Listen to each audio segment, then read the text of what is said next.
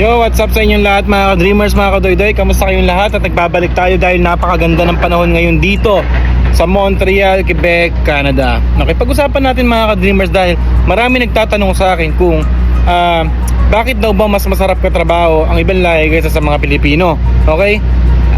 Mga ka-dreamers ko, akin base sa experience ko, okay? Simple lang, mas gusto kong katrabaho ang mga ibang lahi. Huwag nyo sanang masamain, okay?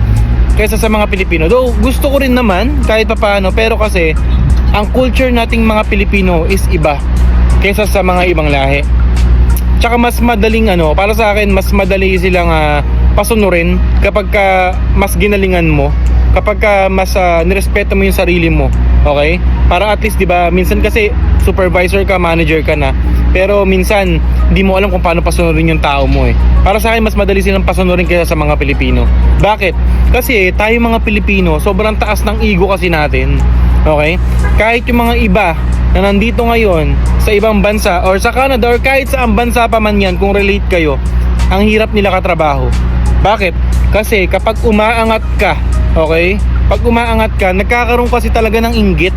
Hindi ko alam bakit hindi mawala-wala yung inggit na yan. Hindi ko alam kung bakit nagpapatuloy pa rin yung ganyang mindset na kapag may umaangat na Pilipino, parang mas naiinggit sila, and then ayaw nilang umangat yung tao na yun. Kumbaga, yung iba sinisiraan pa nila. Yung iba parang sinasabihan pa nila ng mga kung ano-ano para lang maging masama. Parang ganon. So, based on my experience, ganon yung naranasan ko. And mahirap kasi kapwa mo Pilipino talaga yung nag-ahatak sa'yo pababa, which is napaka-negative nun. Okay? Kaya para sa akin, mas gusto ko yung ibang lahi kasi minsan yung ibang lahi mas na-appreciate nila eh. Kumbaga pag may ginawa ka maganda, na-appreciate nila yung ginagawa mong maganda. Pero uulitin ko akin yun. Okay? Hindi ko naman nilalahat ng mga Pilipino na ganun. Kasi may mga iba rin tayo mga kapwa Pilipino like mga managers or matataas na na-appreciate nila yung ginagawa ng iba, or kapantay mo lang sila pero kapag nag-excel ka, pinupuri ka nila. Parang ganun. Sana maging mindset natin simula ngayon. Once na may makita tayong kababayan natin na umaangat, maging proud tayo. Gawin nating inspirasyon para umangat din tayo. Gawin natin silang inspirasyon para magsumikap din. Kasi hindi lang naman lagi nagpapabibo yung mga yan. Siyempre may mga part kasi na doon sila magaling. So doon sila nag-excel, which is ang katotohanan na hindi natin yun kayang gawin.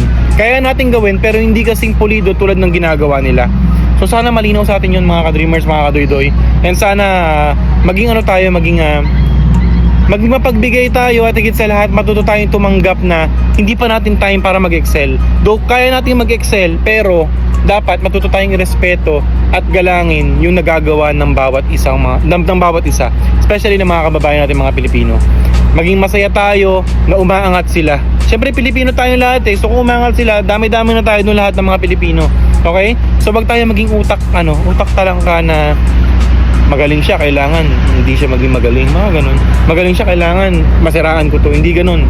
Magaling siya, maging masaya ka para sa kanya, gumawa ka ng way para mag-excel ka din sa ginagawa mo. Ganun dapat, okay?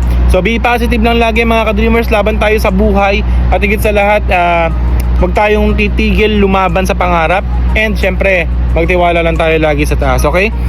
God bless you all. Peace yo.